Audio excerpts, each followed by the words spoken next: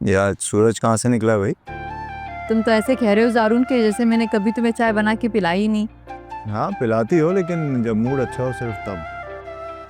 वैसे आजकल तो माम का मूड अच्छा ही रहता है। अरे इधर आओ, इधर लो, इधर लो, इधर लो, इधर लो, इधर इधर इधर इधर लो लो। ये देखो, ये देखो, मैं कैसे खुश नहीं होंगी। मेरी जिंदगी में ये शहजादा जो आया हुआ है, ये मेरे बच्चे जो है, मेरे बाबा। अस्सलाम वालेकुम। वालेकुम अस्सलाम। वालेकुम अस्सलाम। सारा तुम तो कल आने वाली थी ना? हाँ शफक, आना तो कल ही था, लेकिन कल रमीज थोड़ा बिजी था, इसलिए मैंने सोचा अब आज ही चली जाऊं। वो बहुत अच्छा किया ना बेटा। अम्मी को भी साथ ले आते हैं, वो बेचारी अकेली होगी घर में। जी भाभी, एक्चुअली आंटी को कहीं डिनर पर जाना था, फैमिली डिनर नहीं था, इसलिए आंटी को अकेले जाना पड़ा। वरना तो आप लोगों को पता है आंटी मेरे बगैर कभी कहीं नहीं जाती।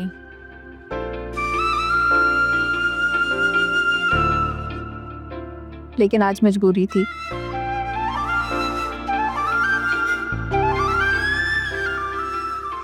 मैं जैन को देख के आती हूँ।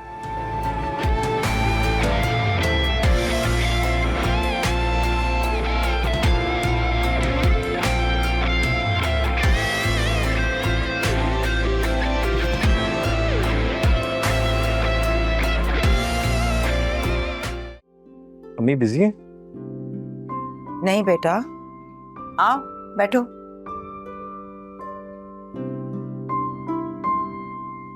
ज़ारा क्या कर रही है? ज़ारा अपना वार्डरोब ठीक कर रही है। अम्मी, बाजी के घर में सब ठीक है? क्या मतलब है? मतलब ये कि काफी अरसे से हमारे घर में सुकून है, वरना वो कोई ना कोई शिकायत तो लेके आ ही जाती हैं। बुरी बात, बहन है तुम्हारी। सिर्फ एक सवाल अम्मी, क्योंकि पर्सनली मुझे बहुत हैरत हो रही है, ऐसा कभी 6-7 साल में नहीं हुआ। हाँ जी, एटलीस्ट महीने में 2 दफा तो ज़ारून भाई से लड़के आ ही जाती थी हमारे घर। बेटा अब घर में बच्चा आ गया है, उसमें मसरूफ हो गई वहां। सौकन के बच्चे के साथ। अम्मी, बाजी का तो ये मिजाज नहीं है। ये क्या फजूल बातें कर रहे हो तुम?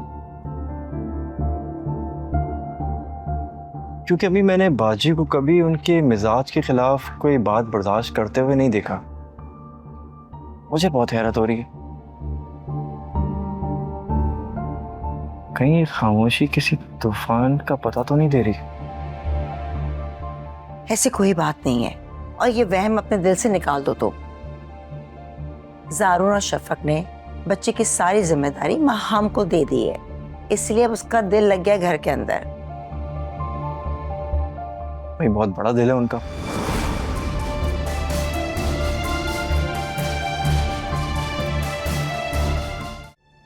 शफक, पहले सिर्फ मुझे तुम्हारी जरूरत थी, लेकिन अब जैन को भी है, इसलिए अपना बहुत ख्याल रखा करो। मेरा ख्याल रखने के लिए आप हैं ना, और सबसे बढ़कर फुप्पू। उन्हें तो हर लम्हा मेरी फिक्र रहती है। कभी कभी मैं सोचती हूँ अगर अम्मी जिंदा होती तो बिल्कुल फुप्पू की तरह होती। फुप्पू के रूप में मुझे मेरी माँ मिल गई। ये तो ठीक कहा तुमने, अम्मी वाकई तुमसे बहुत प्यार करती। तुम्हें पता है उन्होंने मुझ में, ज़ारा में और तुम में कभी फर्क नहीं किया, बल्कि हमेशा यही कहती आई कि मेरे 3 बच्चे हैं। हाँ, मैं बहुत खुशकिस्मत हूँ।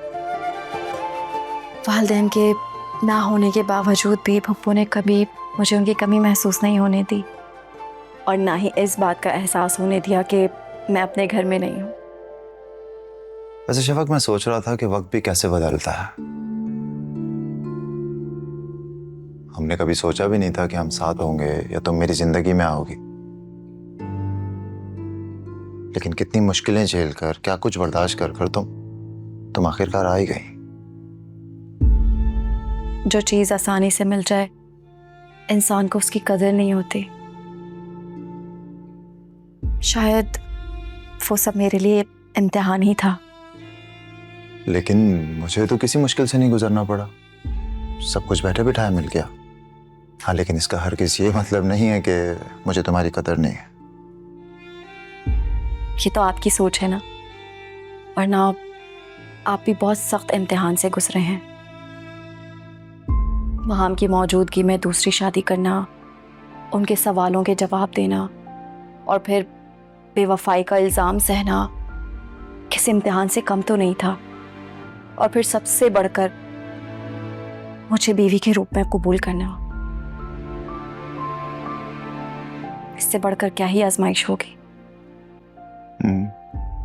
लेकिन सब कुछ वक्ती था ना, उसके बाद तो ऐसा कुछ नहीं है। लेकिन तुम्हें पाकर मुझे एहसास हुआ कि मेरी जिंदगी कितनी खूबसूरत हो गई, क्योंकि मुझे इसमें तुम जैसा बेशकीमत तोहफा मिला।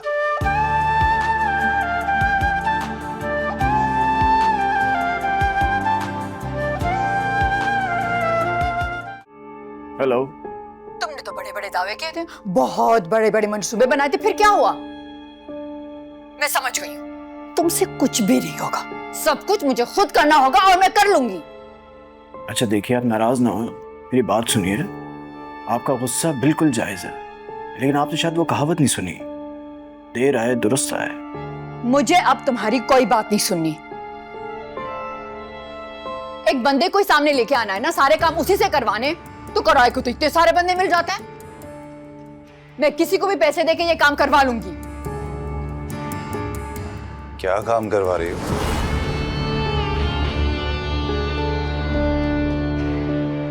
कैसा काम? क्या काम? अभी फोन पर किसी से कह रही थी ना कि पैसे देकर काम करवाओगी। हाँ हाँ, वो मैं अम्मी से बात कर रही थी। उनकी रिटायरमेंट करीब आ रही है ना, तो उनको कुछ पेपर्स बनवाने हैं, उसमें कुछ प्रॉब्लम है, तो वो मुझसे कह रही थी कि किसी को पैसे देके ये काम करवा लो।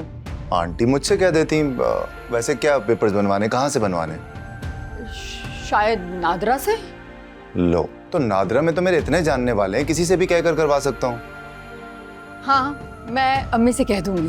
तुम छोड़ो, मैं आंटी से बात कर लेता हूँ। ऐसा रूट, ऐसी भी इमरजेंसी नहीं है कि अभी उनको कॉल कर लो, मैं बाद में आराम से बता दूंगी अम्मी को। हाँ, वो शफक की तबीयत कैसी है? हाँ ठीक है उसकी तबीयत, मैं जरा आता हूँ। जब मेरा शहजादा बड़ा होगा तो वो भी अपने बाबा की तरह रोज इसी तरह स्कूल के लिए रेडी होगा। हाँ, लेकिन दिन में 5-6 मरतबा तो ये अभी भी तैयार होता है। हाँ, लेकिन इस तैयारी में और स्कूल के लिए तैयार होने में बहुत फर्क होगा ज़ारून। मैं जरा शफक से मिल लूं। कैसी तबीयत है उसकी? रात में तो बुखार उतर गया था, अभी आई डोंट नो, चेक कर लेता हूँ मैं। बल्कि जैन, कम मामा से मिलते हैं। अरे, इसे कहाँ लेके जा रहे हो? रात भर से तुम्हारे पास है, अपनी मामा को मिस कर रहा होगा, इसे लेके तो जाऊंगा ना। हाँ जरूर लेके जाओ, लेकिन पहले मुझे इसे अच्छे से तैयार करने दो। अच्छा चलो ठीक है, तैयार करो फिर ले आ, चलता हूँ। हाँ,